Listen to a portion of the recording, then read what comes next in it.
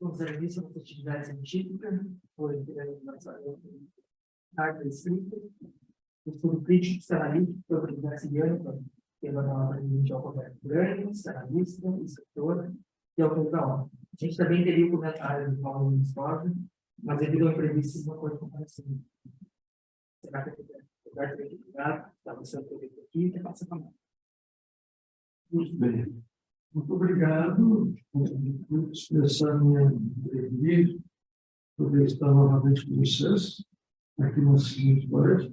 O time que fez o regular, a parte terminamos. A segunda noite que me dá a oportunidade de apresentar meus livros, a cada novo lançamento. E nós temos uma longa, antiga e amorosa relação, e foi muito vontade para disputar esse espaço que me acolheu. A última vez que eu estive na segunda noite foi em 2019, o segundo semestre de 2019, eu estava lançando o segundo volume de uma trilogia que se chama Psicanálise e Crítica Filosófica. Esse livro, acho que deve estar, sim. Esse livro tem por título O Estado criou o inconsciente como área dele. Enfim, e depois, os anos foram muitos, né? As relações, de maneira geral, foram postergadas, os encontros, os abraços, né? A gente passou a vida na saudade. Aquilo que era uma falta constituinte, uma falta evitada, uma falta que compõe toda a relação humana,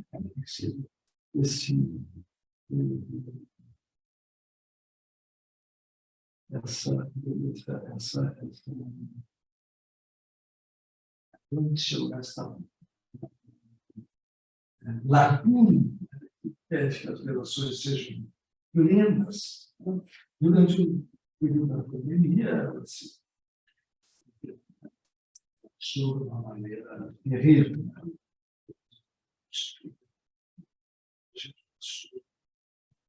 Eu sem consciência da importância que eu a relação de todo um ponto de dia.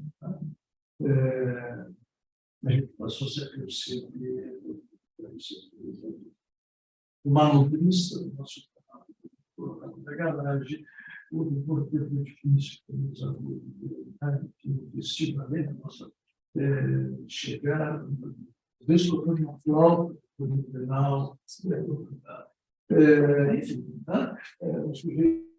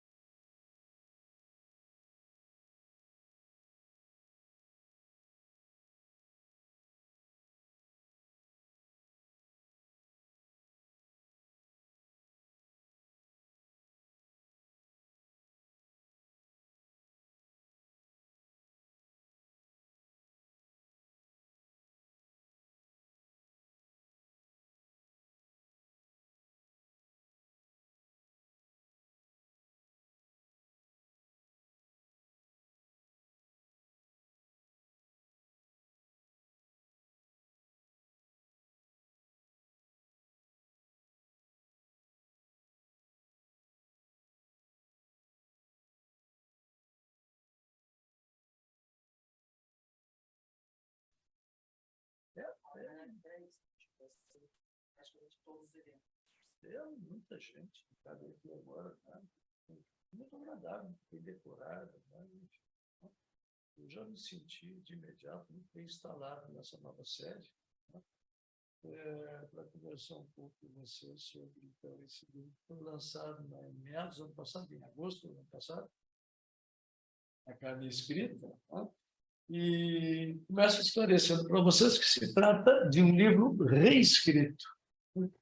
Aliás, é o meu primeiro e único livro reescrito. A Carne Escrita foi publicado 15 anos atrás, e inicialmente sob a forma de uma tese de doutorado, né, em literatura brasileira, no Instituto de Letras da UFRGS. Um outro título, um outro subtítulo, que era um estudo crítico psicanalítico sobre a criação literária. O pessoal das letras se surpreendia, né? Sobretudo, né? Os que se interessavam pelo estudo da obra de Graciliano Ramos, quando abriu o livro, se dava conta que, bom, né? Era um livro que se debruçava sobre o autor e a obra, né? Era, digamos assim, uma psicobiografia intelectual, Graciliano Ramos, e alguns muitos me perguntaram por que não constava o título do autor na capa, né? Porque isso, de antemão, né, facilitaria as coisas para quem se interessava pela obra do autor, especificamente, ou pela vida do autor. E como muita coisa se modificou também na minha perspectiva, meu platô, né, a forma como eu pensava as coisas, sobretudo desde disso que tem se proposto chamar de crítica literária psicanalítica, né, ou psicológica, como as coisas se modificaram muito, né, por efeito, né, das minhas leituras, das minhas novas reflexões a partir de novos autores, enfim, né, eu achei que o livro precisava ser reescrito, né, e, de fato, ele foi reescrito de uma perspectiva ligeiramente deslocada, em grande parte influenciada pela leitura dos filósofos contemporâneos. Esse livro, originalmente, tem um forte acento fenomenológico estrutural, digamos assim, né? São os autores mais frequentes, né? Mais frequentemente referidos, né? Tanto que se refere à crítica literária como se refere à filosofia. E a minha leitura, sobretudo, de Deleuze, Derrida e Foucault, fez com que as coisas, né, se enviesassem de uma forma um tanto diferente, particularmente pela influência de Gilles Deleuze, a quem eu estou dedicando um livro que deve ser lançado no mês de junho agora, que chama Deleuze ou Os Devires da Psicanálise. Então, principalmente a partir de Deleuze, né, o livro é recolorido, né? Ele passa a ter um outro matiz, ele sofre uma certa torção, um certo deslocamento. Me pareceu importante, né, por conta do fato de eu não me... Isso é interessante na reescrita, o fato de eu não me encontrar mais no livro. Né? Ou seja, a gente escreve o livro, e isso não precisa tanto tempo, não precisa 15 anos. Né? Nós preparamos um trabalho para um congresso. Escrevemos, sei lá, com 2 ou 3 meses de antecedência, está prontinho. Uma semana antes, resolvemos, sei lá, perder o trabalho, preparar, refrescar as coisas na cabeça, e já não estamos ali. Já não é a nossa voz, já não é o nosso trabalho, não nos vemos no texto. É uma sensação de estranheza que a gente experimenta, né? Porque aquilo que saiu de nós, aquilo que disse de nós em determinado momento, né? Aquilo que foi tributário de algo, né? Que era o nosso ser em situação, nesse momento não nos contém mais, né? Não nos vemos ali, não habitamos mais aquele discurso. Né? Então, cada vez mais. Né? Trata-se de um outro, não somos mais nós. Nesse sentido, é que me pareceu que havia muita coisa em A Carne Escrita que tinha demandado muita pesquisa, muita leitura, enfim. Um doutorado implica sempre 3, 4 anos de leituras, de escritas, é um trabalho bastante árduo, né? E pareceu que ele deveria ser reescrito, né? Reescrito e relido, né? Com outros olhos, né? Desde um outro lugar. Bom, aí surge, então, A Carne Escrita, um novo subtítulo, um estudo crítico psicanalítico sobre Daciano Ramos, outra edição. Eu tive cuidado de não chamar de segunda edição, porque não seria uma segunda edição, não seria uma simples reimpressão. Realmente é outro livro, né? Portanto, uma outra edição. Vejo que, nesse momento, eu tenho muito presente a ideia de repetição, que é uma ideia de Deleuze, né? A ideia de repetição, que o afasta substancialmente da noção de repetição em Freud, por exemplo. A ideia de repetição em Gilles Deleuze está inspirada por Kierkegaard, filósofo dinamarquês, e por Nietzsche, obviamente, né? Toda a questão aí do eterno retorno, né? Mas é uma repetição que não é repetição do mesmo, né? É uma repetição que produz heterogeneidade, ou seja, é uma repetição que é em parte o mesmo, em parte é o diferente, traz consigo o diferente, né? Então, foi justamente dentro desta ideia da repetição, em grande parte influenciada pelo pensamento de Deleuze, que eu reescrevo A Carne Escrita, né? Eu acho que A Carne Escrita, outra edição, né, é um produto da repetição concebida não no sentido freudiano, de repetição do mesmo, né, mas de repetição produtora de diferença. Isso é muito interessante, tem sido muito trabalhado, muito explorado pelo romance contemporâneo.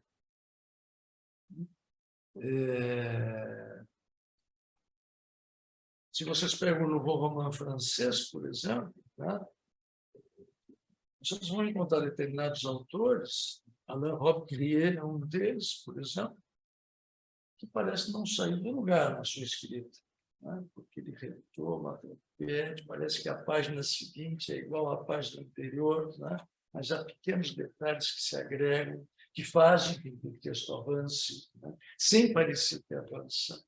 Ou seja, algo se acrescenta, né, nisto que parece ser uma repetição nua, mas não é uma repetição nua.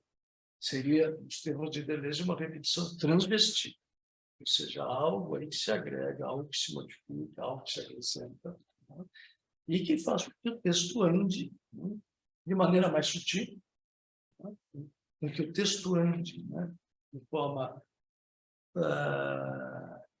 aparentemente mais lenta, né, mas faz com que o texto diga o novo, embora parecendo pretender dizer o mesmo. Não se trata, portanto, de uma reiteração, né? Não se trata de diferença. Essa ideia de diferença em Deleuze, essa ideia de diferença na filosofia contemporânea. É a ideia que vocês vão encontrar diferença em Jacques Derrida também, né?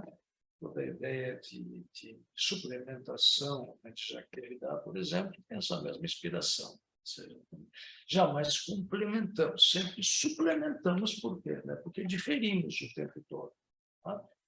Tanto no sentido de diferenciar, como no sentido de deferir, a jogar para frente. Estamos sempre num outro lugar. Todos esses autores sofrem grande influência da obra de Martin Heidegger. Martin Heidegger foi, digamos, o filósofo do descentramento. Se Freud descentra o sujeito da sua concepção metapsicológica, tá? E dirá que, bom, o eu não é senhor de si dentro da sua própria casa, Heidegger o descentra de outra maneira. Heidegger dirá que o Dasein, que é a concepção de homem, em Heidegger, ele é extático e excêntrico. O que ele quer dizer? Que, com extase, que ele está sempre num outro tempo, que ele nunca vive o presente. Esse presente resvala para o futuro, ou retrocede para o passado, mas que a ideia de presença ela é por demais escorregadia para que nós possamos pensar num sujeito consistente. Consistente quer dizer, né, existindo sobre si mesmo. Não, ele está sempre um pouco fora de si. Portanto, ele é um pouco excêntrico e um pouco extático. Essa ideia do Heidegger, por exemplo, de descentramento, está na base do pensamento de Jacques Lacan.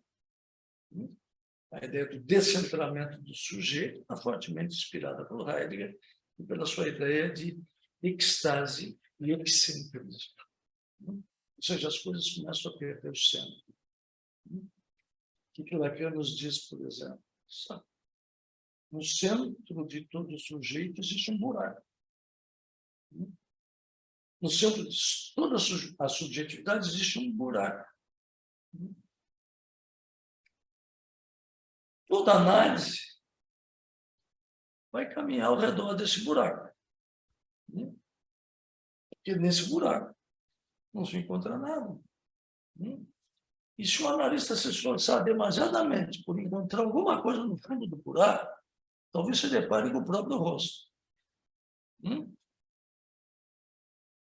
Então, vejo que essa ideia de esvaziamento, de descentramento, buracos, contrasta com a ideia de uma enunciação positiva do ser do sujeito, que parte de uma ideia de substância. Não, no centro tem algo, tem um núcleo, em torno do núcleo as coisas vão se formar. Mas, do ponto de vista da significação, o ministro, não. Vocês me dirão, não, tem um corpo, um corpo tem um funcionamento corporal, enfim, tem toda a fisiologia do sujeito, tem impulsos, tem reflexos, tudo isso tem. Mas, do ponto de vista da significação, o sujeito passa a ser marcado a partir do momento em que ingressa no mundo. Bom,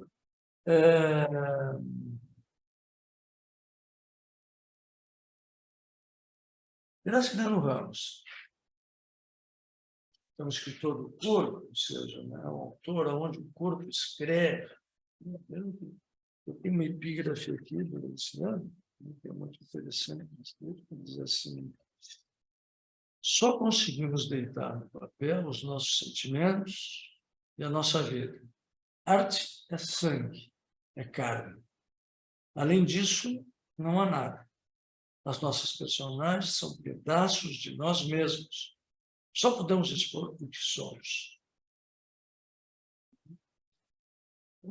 Esta é uma escrita do corpo.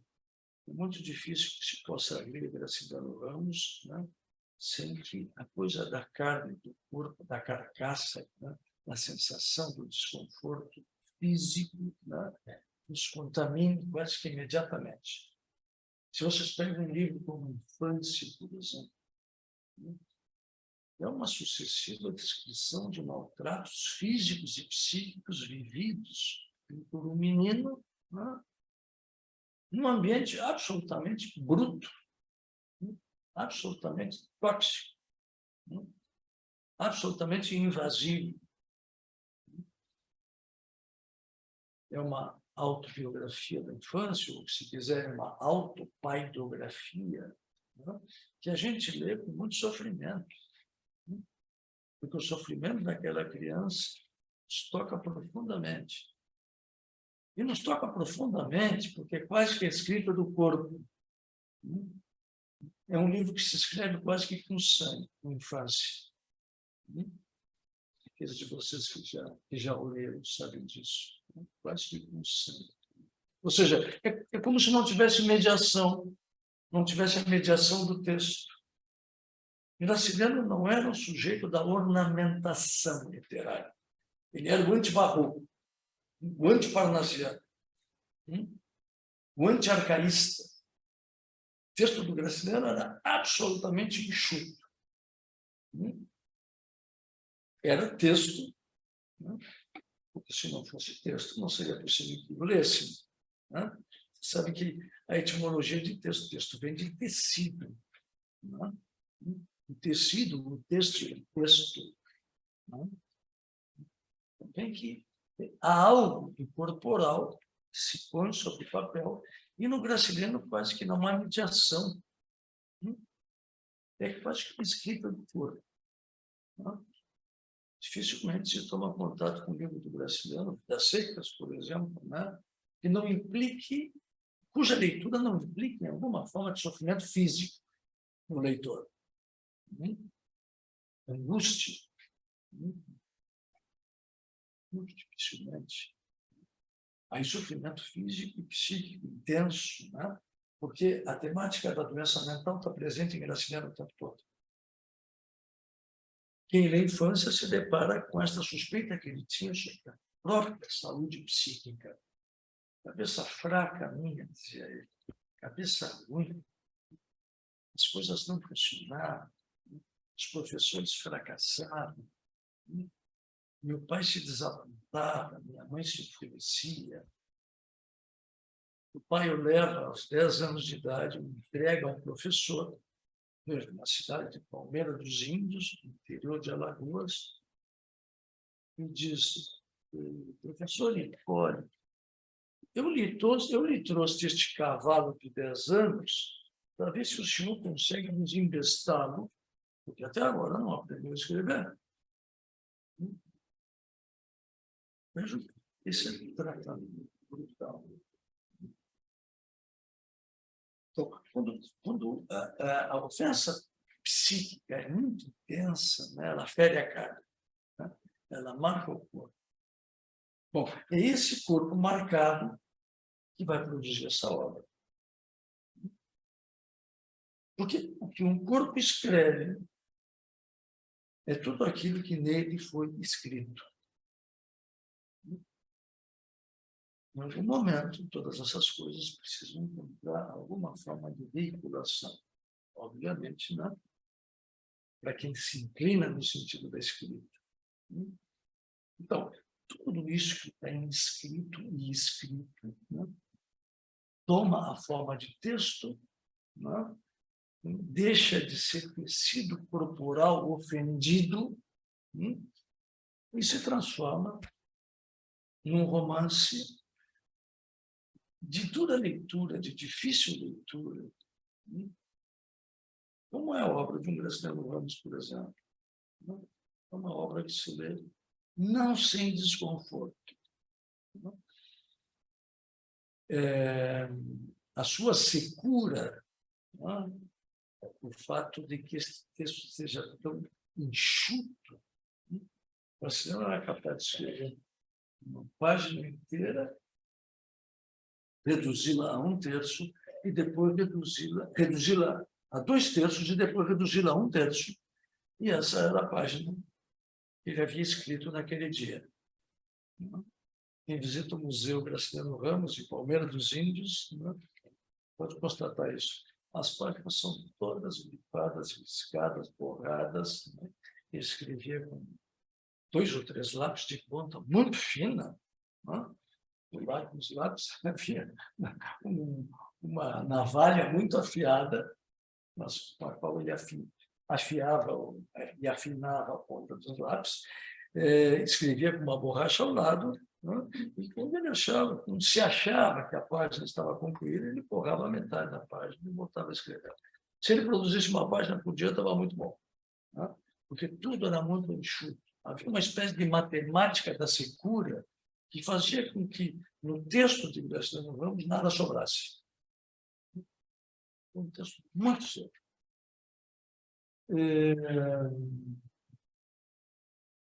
Há um poeta, né, igualmente seco, como Graciliano Ramos, que é uma espécie de alter ego poético do Graciliano Ramos, né, que é João Cabral de Melo Neto.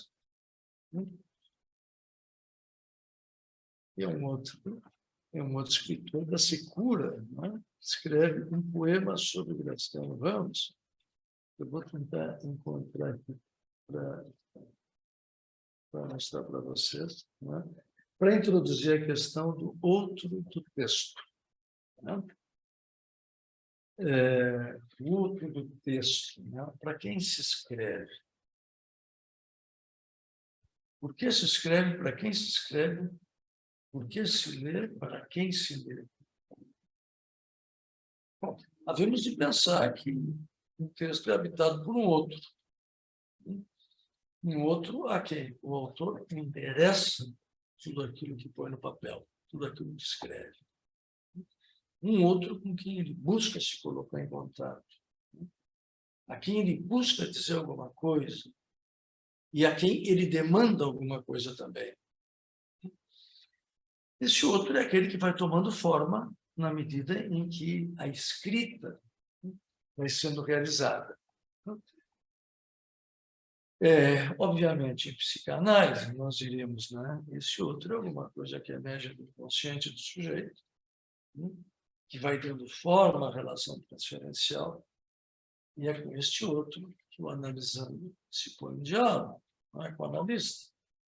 É com este outro que se produz no calor da relação transferencial. João Cabral de Melo Neto escreve um poema que se chama Graciliano Ramos. Detalhe, os dois jamais se encontraram, não se conheciam. Embora fossem contemporâneos, João Cabral era mais jovem, né? Mas em inúmeras oportunidades, até por frequentarem os mesmos lugares, terem o mesmo editor, poderiam haver se encontrado, poderiam haver conversado, mas isso não aconteceu. E o João Cabral de Melo Neto escreve um poema que se chama Graciliano Ramos. Falo somente com o que falo, com as mesmas 20 palavras, girando ao redor do sol, que as limpa do que não é faca. De toda uma crosta viscosa, resto de janta abaianada, que fica na lâmina e cega seu gosto da cicatriz clara. Falo somente do que falo, do seco e de suas paisagens. Nordestes, debaixo de um sol, ali do mais quente vinagre, que reduz tudo ao espinhaço.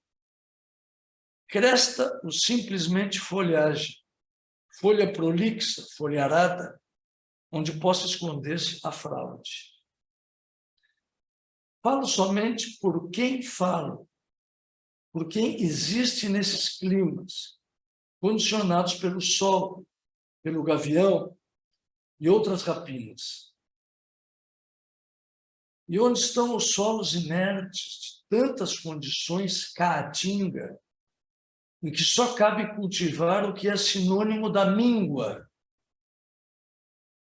Falo somente para quem fala, quem padece sono de morto e precisa de um despertador acre como o sol sobre o olho, que é quando o sol é estridente, a contrapelo, imperioso, e bate nas pálpebras como se bate numa porta a socos. Vejam vocês a dureza desse poema. Sem conhecer Graciliano Ramos, e conversando com o seu outro, que o texto de Graciliano enseja, que o texto de Graciliano põe em cena, ele escreve não para Graciliano, mas para o seu outro. E pondo-se em diálogo com o seu outro, produz alguma coisa que nós poderíamos dizer em psicanálise é da ordem da elaboração, da elaboração. Bom, aí nós passamos ao segundo tópico, que seria a suposta inutilidade da arte.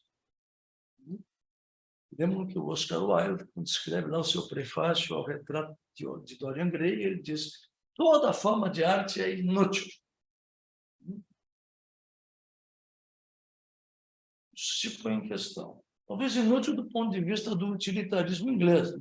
Não, isso aí não dá dinheiro para ninguém, não faz ninguém viver melhor. Agora, há outras utilidades. O que se postula em A Carne Escrita é uma potencialidade terapêutica da experiência literária, tanto na condição de escritor, como na condição de leitor, desde que eu possa colocar em cena este outro com quem eu necessito dialogar. Portanto, vejam vocês, cada vez que nós lemos um poema, ou cada vez que nós lemos um romance, nós escrevemos um novo poema, nós escrevemos um novo romance. Qual o poema e qual o romance? Aqueles que serão úteis a nós, do ponto de vista da nossa necessidade de estabelecimento de algo que em nós é obscuro, que nós não conhecemos, e que, por influência de Lacan, nós chamamos o outro. Mas o que é o outro em Lacan? É uma entidade vaga. É algo que não se pode enunciar positivamente. É alguma coisa com a qual eu preciso conversar. Isso é o outro. Vejam as implicações que isso tem do ponto de vista do exercício da clínica psicanalítica. Nos ensinam que a gente tem que interpretar, não, agora isso é com o papai, isso é com a mamãe, isso é com o vovô, isso é com o irmão, não sei o que é. O outro em psicanálise não é tão facilmente nomeável. O outro é obscuro. O outro é multiplicidade. O outro é uma composição de múltiplos outros, a partir de cujas relações o sujeito se constituiu. Então, dizer que agora é com o papai, agora é com a mamãe, agora é com o irmão, agora... Enfim, é tremendamente perigoso se parte da boca do analista. Se o analisando quiser dizer, não, agora parece a minha mãe. Ou agora tu falaste de uma maneira que me lembrou meu pai. Muito bem. Mas a nomeação parte do analisando. Não é o analista que vai lhe dizer quem é o outro em questão. Ou seja, essa é uma pergunta muito interessante para a gente sustentar durante o trabalho psicanalítico. Qual é o outro que, neste exato momento, emerge no horizonte desta análise? Quem é o outro? A quem se fala? A quem se dirige o discurso? Quem se dirige o texto? Fica a questão, fica a pergunta. Eu posso perguntar para um analisando meu. Com quem tu falarias dessa maneira?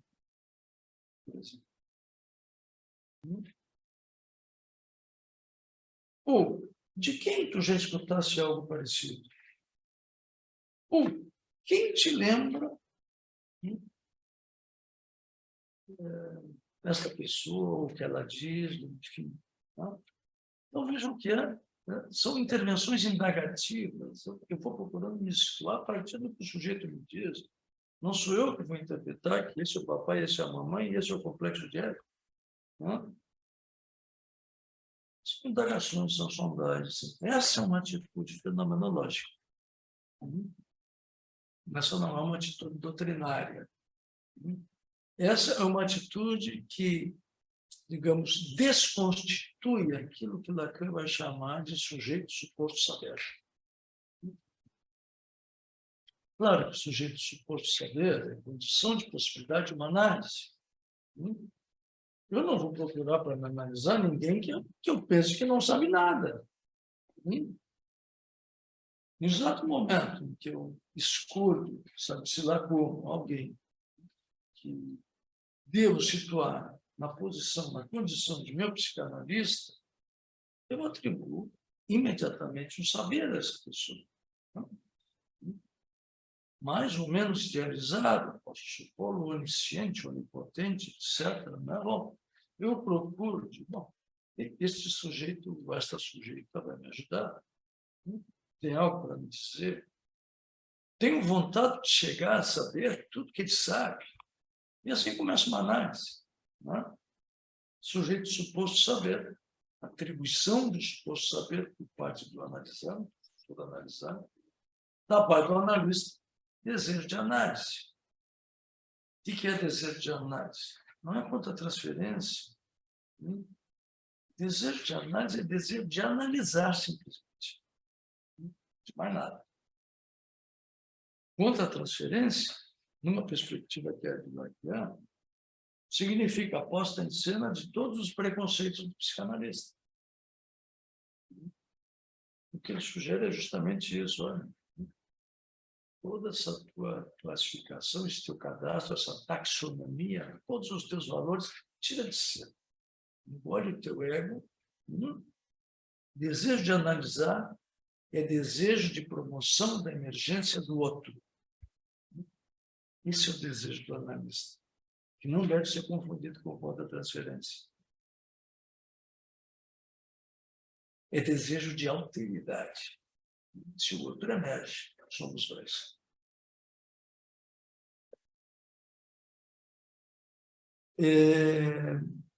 A potencialidade terapêutica, então, da experiência literária, toma, por condição de possibilidade, a busca de pôr-se em diálogo com o outro. Tá? Outro que nós criaremos no próprio ato da escrita ou no próprio ato da leitura de um poema ou de um romance, e é por isso que a forma que a escrita literária, a forma, sobretudo, né, o romance, a novela, assume na contemporaneidade, ela é muito econômica, tá? Ela é fragmentária, ela é rabiscada, é tracejada. Por quê? Porque é um convite para que o leitor participe ativamente na construção do texto. Rabisque junto. Ou seja, um texto sem leitor não está completo. É diferente daqueles romances totais que se escrevia, por exemplo, no século XIX, no século XVIII, enfim, no século XIX, sobretudo, que eram os romances, né, românticos propriamente, ou mesmo os realistas, né, que eram totais, né, estavam inteiros. Né, de forma que eu os lia, os apreciava, né, mais ou menos, né, mas eles estavam ali, era um objeto com o qual eu contatava. O romance contemporâneo requer mais que isso. Requer experiência. Ele busca experiência.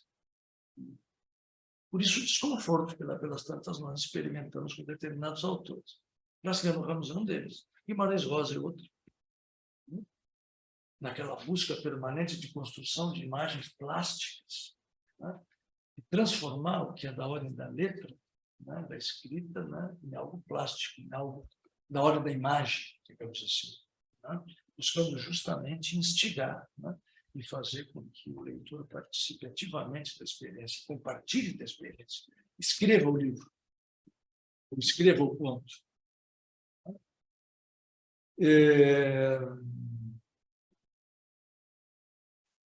Enfim,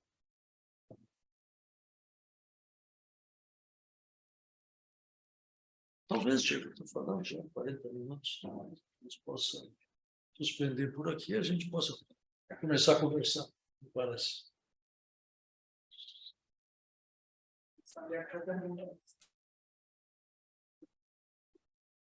Mais de 40 minutos? Nossa Senhora.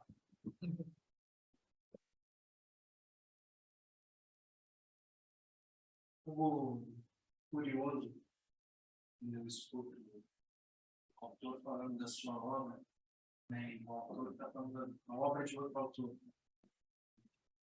Quando aparece isso que fala de Graciliano Ramos, que convida o leitor a criar imagens, né, aquela palavra, e quando tu narra, né, o teu livro,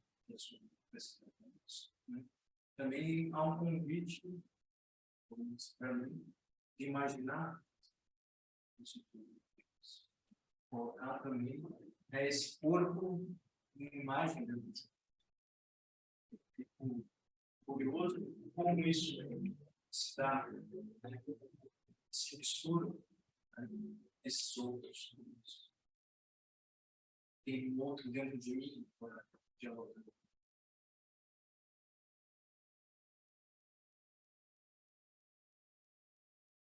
Se bem entendo assim, tu te indagas, de mim indagas, né, sobre, vamos dizer, o efeito da minha introdução nesse contexto, na condição de autor e na condição de alguém que convida a leitura de um outro autor.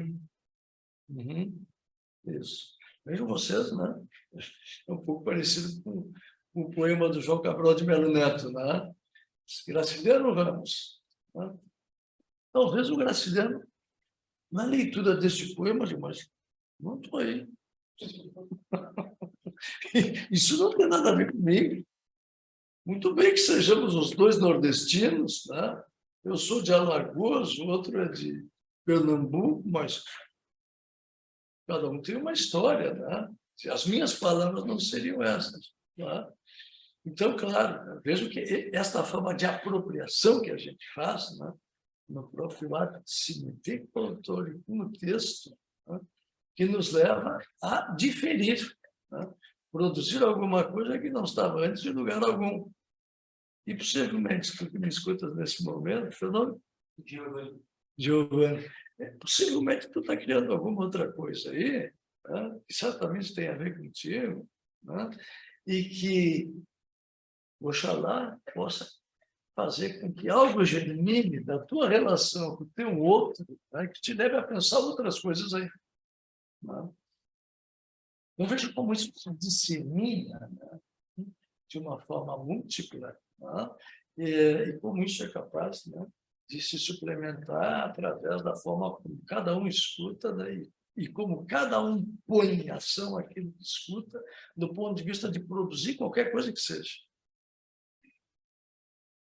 Um segundo ponto que questiono parece ser um exercício, como tu falou, de desejo banalista, que me parece algo muito próximo de uma suspensão. Pode falar um pouquinho mais alto? O segundo ponto é que me parece que, quando eu estou te escutando, né, é necessário um exercício como um desejo do analista, colocasse que me parece algo muito próximo da suspensão fenomenológica, né, onde eu preciso me retirar para que emerja o texto, o livro, a tua palestra, né, e aí surjam novas ideias, né, porque eu tive que fazer um exercício assim, sair da minha clínica, sair dos meus pacientes, sair de tudo para outra coisa parece. Com certeza. Com certeza, porque o que se propõe dentro de uma abordagem fenomenológica é exatamente isso, né? Ou seja, essa posta entre parênteses de tudo que faz parte de uma opinião comum, né? De um juízo cristalizado sobre as coisas, né? De um significado pré-estabelecido. Toda abordagem fenomenológica busca partir da experiência viva, busca se desconectar de qualquer coisa que possa ser designada como conserva cultural, justamente para criar condições de possibilidade do acontecimento. O Heidegger diria assim, para criar a clareira, né? Aonde o acontecimento e o ser deverão advir. Né?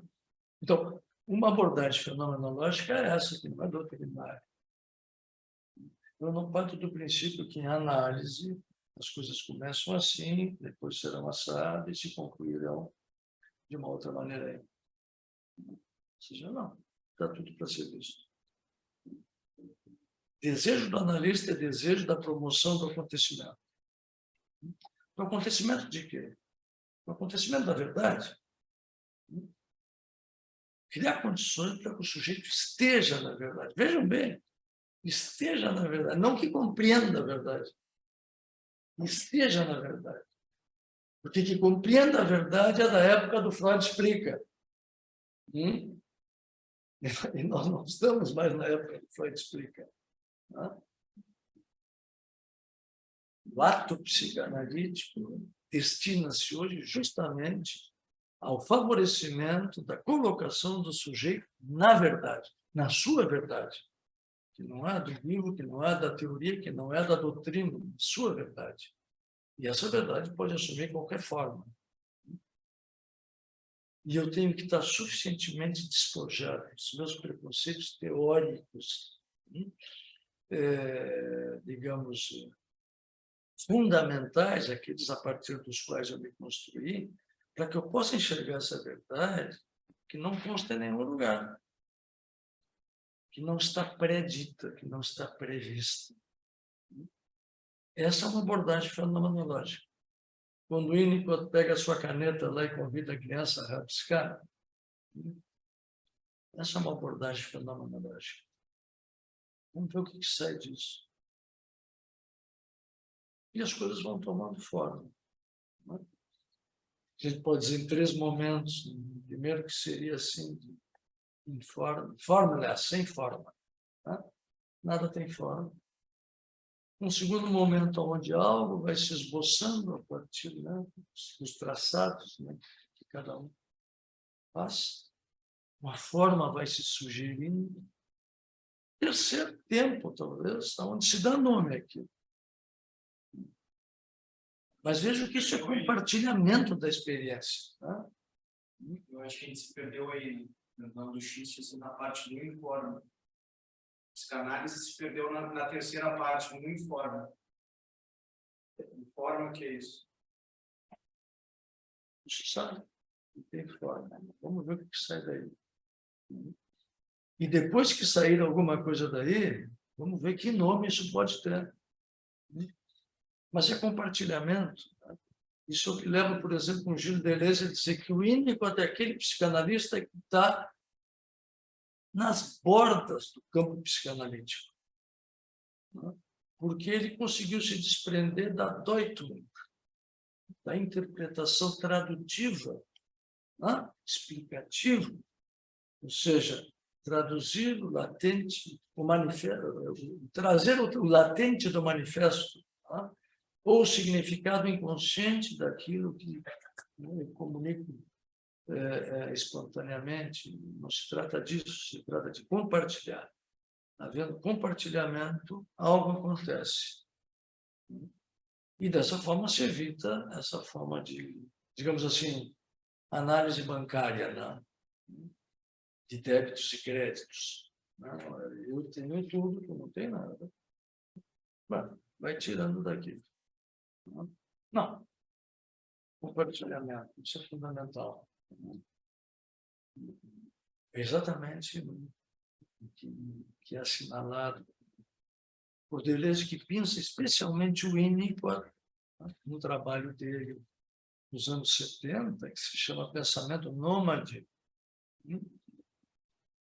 para demonstrar isso. Olha, o Winnicott se deu conta de alguma coisa que ninguém tinha se dado conta antes.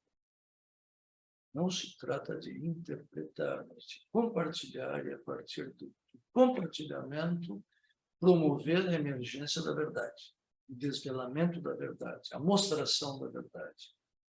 De maneira que o estar na verdade passa a ser infinitamente mais importante do que o entender a verdade.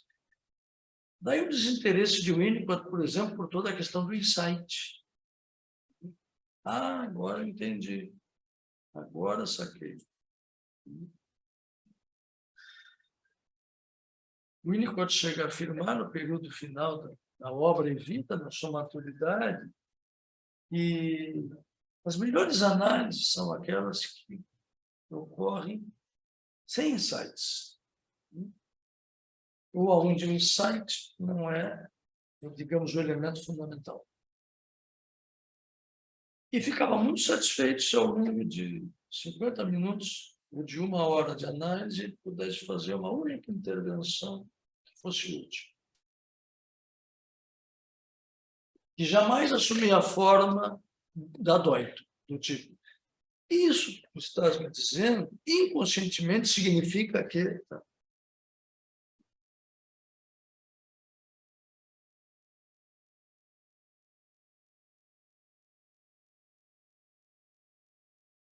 Enfim, eu dediquei um livro inteiro a isso que se chama O Declínio da Interpretação. Foi um livro que eu também lancei aqui, né, Diego? O Declínio da Interpretação. É um livro mais antigo, de 2014. Exatamente enfoca essa questão. Um livro que está muito voltado para a Ferenczi, a relação Ferenczi-Freud, tá? E o abandono progressivo da interpretação por parte de Ferenczi. E vocês vão ver que em Winnicott, Lacan, por exemplo, o que sobra da interpretação? Em Winnicott sobra rabiscos, em Lacan sobra interjeições, né? Resmungos, alguma forma de manifestação corporal, né? Ou respiratória de impaciência, por exemplo, né? Ou sim, claro, ou aquelas coisas histriônicas do Lacan. Não diga! Hã? Ou, exatamente! Hã? Sério? Repita! Hã? O que sobra é Lacan. O Lacan da maturidade, o terceiro Lacan é esse. E o Winnicott é um sujeito extremamente econômico para interpretar. Rabisca. Ou no papel, ou com as palavras.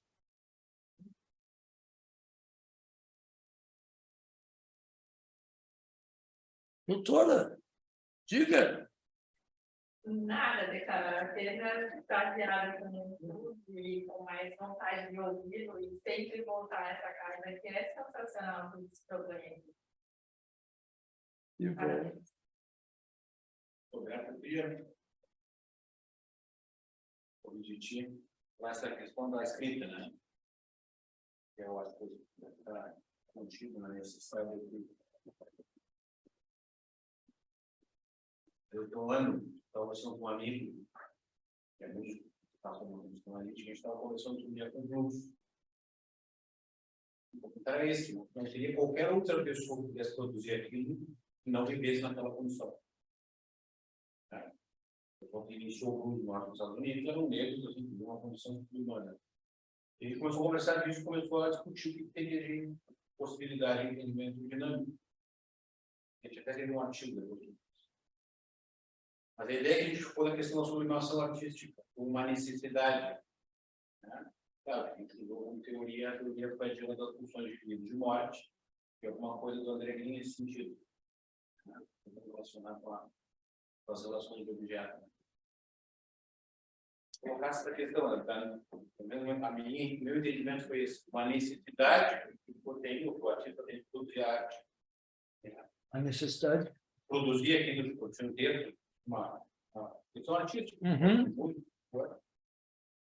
como uma necessidade. A gente escuta isso, né? Muitos artistas que eles precisam produzir aquilo, que ao acabar a obra daquela, eles vão para outra. Né? Então, a maioria das artes, pelo menos, nunca se sentem como aquilo concluído. Vários escritores dizem, olha, eu entrego muito livro, não está pronto, mas eu não aguento mais esse livro que escreveu. Exatamente. Né? Músicos fazem isso. Eu queria ver, se pudéssemos explicar, assim, do ponto de vista da teoria do Lacan, como é que entenderia essa necessidade criativa. Porque o que eu tenho de teoria seria muito a questão da sublimação de uma agressividade, de uma função, de um sofrimento, que a gente quis colocar, e que essa ruptura artística ela teria um impacto cultural muito grande, porque tem essa identificação do ouvinte, do espectador, do leitor, com aquele tipo de sentimento. Como eu não tenho conhecimento das obras do Lacan, eu queria que pudéssemos explicar se tem alguma relação que dá para se fazer nesse sentido. Não se usa essa teoria funcional em base.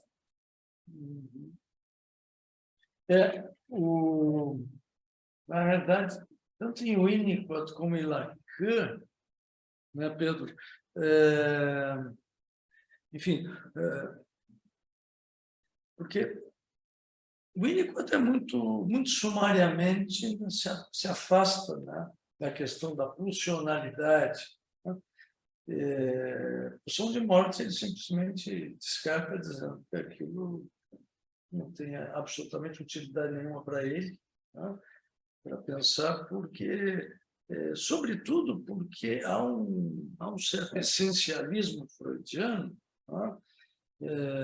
Uma biologização do conceito, né? Enfim, pode participar do protozoário, né? Protozoário que, enfim, se nutre e evacua no mesmo caldo trófico, portanto, se intoxica, né? E para explicar toda a questão da pulsão de morte, da ação da pulsão de morte. E vejam que isso não é uma metáfora. Freud pretendia estar fazendo ciência, realmente, como pretendia estar fazendo ciência quando escreveu Moisés e o Monoteísmo, como pretendia estar fazendo ciência quando escreveu Totem e Tabu, né? Enfim, né? Era um médico, era um neurologista, e você sabe que o modelo básico dele, né, era aquele modelo neuropsicológico, né, que ele nos apresenta na última década do século XIX. Né? Então, esse energeticismo, esse fisicalismo que está presente em Freud, é o que nós não vamos encontrar em Lacan e Winnicott. Né? O Winnicott, porque a perspectiva ela é muito ontológica, digamos, e o Winnicott é a questão do ser e do self. Né? Ele não vai trabalhar com a hipótese sublimatória, nem no sentido freudiano, nem no sentido kleiniano. Até porque em Freud, bom, ou se sublima a libido, ou se sublima a agressão. Ele diz que é muito mais difícil sublimar a agressão do que sublimar a libido. Portanto, a guerra é inevitável e continuará acontecendo, e as pessoas continuarão se matando, e não há como evitar essa carnificina.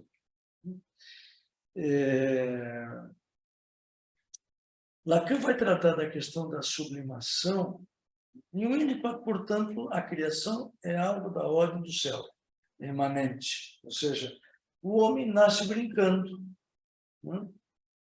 E depois de brincar vai criando, de forma cada vez mais sofisticada, né? Sem que jamais a criação artística ou o existir criativo se afaste do play. Né? É algo da ordem do play, do brincar, propriamente. Mas Lacan vai trabalhar com a questão da sublimação, né? Na perspectiva do Santoma, né? Que é o seminário 23, lá, o seminário da maturidade, lá, que é o período final da obra já, né?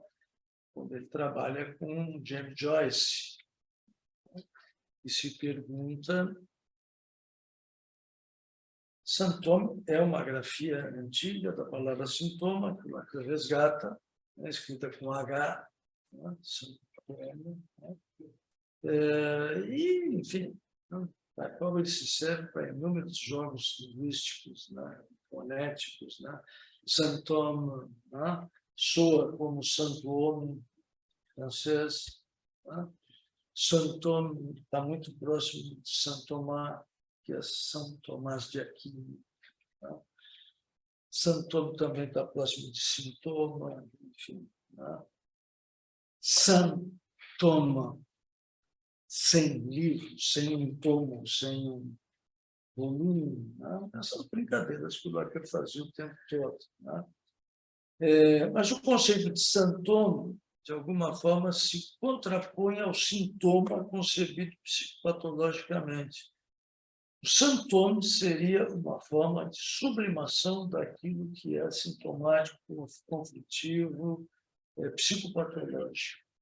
Né? Ele contrasta os dois. Né? E vai dizer sobre Joyce, por exemplo, né? Que a obra de Joyce é o santoma, é o seu santoma.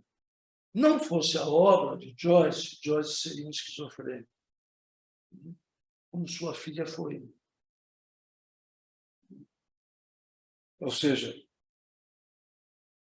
não fosse o fato de Joyce escrever de uma forma tão bizarra, tão disparatada, com tantos personagens, em tantas línguas, em tantos estilos, em tantos gêneros, não fosse isso, ele seria um esquizofrênico. Mas ele vai além. Na apelação, ele se pergunta, e a minha obra? Será a minha obra o meu Santoro? Bacana. Será a obra de Fernando Pessoa, o seu Santoro? E de tantos outros, né? Que, tributários de sua obra, não enlouqueceram porque conseguiram produzi-la. Graciliano Ramos, Guimarães Rosa, Dostoiévski, enfim, os exemplos são muitos. Né? Kafka. Esses escritores dos escritos, esses escritores dos textos que produzem sofrimento, gozo, diria Lacan.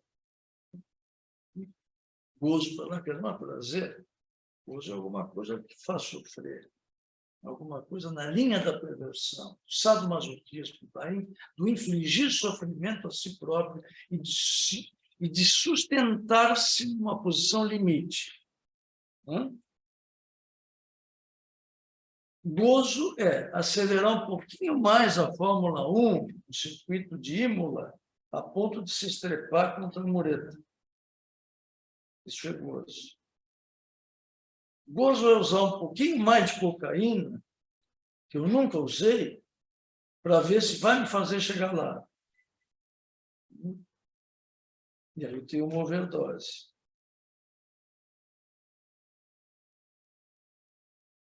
Gozo, isso é um exemplo do paciente da Joyce McDougall. Gozo é o sujeito se pendurar no cabo de um elevador, no último andar do edifício, e se masturbar pendurado nesse cabo, porque é a única forma que ele consegue ejacular. Isso é gozo. Gozo implica sempre uma certa disposição suplicial, uma necessidade de sofrer. Se quiserem alguma coisa que transita pelo além do princípio do prazer, Freud. Mas para Lacan, nada disso é biológico.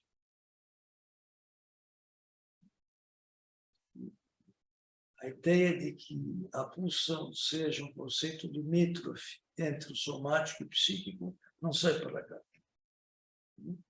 Pulsão para Lacan é desejo. É de qualidade desiderativa. É suscitado por um objeto,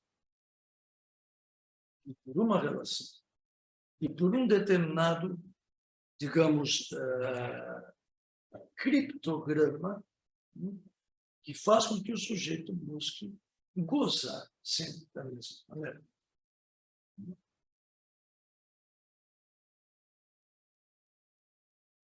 Então, não está fora da sublimação, só que não é uma sublimação que implique na transformação de energias. Não? Ou seja, isso que se traz, Freud trouxe da física, né? Essa passagem, né, do estado sólido ao gasoso, sem passar pelo estado líquido. Estaria na origem do processo criativo. Hein? Estaria na origem do processo criativo desse artista. Diz que tem essa necessidade. Né? Quando fala do gozo, que tem um certo grau de sofrimento, a gente escuta muito, né? A gente vê na biografia de muitos artistas que dizem assim, alguns não enlouqueceram, mas tem muitos que enlouqueceram. Né? Sim. Não conseguiram ir adiante. Não construíram, Lacan diria, não conseguiram construir o seu Santoro. Né? Sucumbiram à psicopatologia. Nesse sentido. Agora, Lacan não afasta o significante de sublimação, o conceito de sublimação. Unicamente não o concebe em termos energéticos. Essa é a diferença.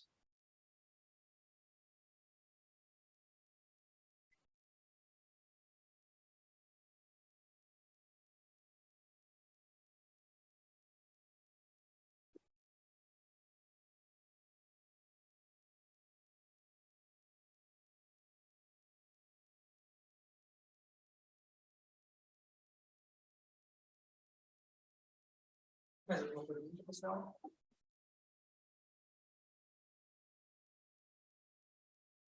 Podemos encerrar. Muito obrigado. Vou lançar mais um livro aqui, para quem se conversa para os próximos lançamentos. Muito interessante. Eu lhes agradeço mais uma vez. E a todos vocês que saíram de casa com a sua noite fria e chuvosa. Tá bom? Espero que distraiam algo disso que a gente conversou. Obrigado, presidente. Vamos deixar um tempinho para Agora tem você. Então, toca. sabe muito ouvir. Tá bom. Perfeito.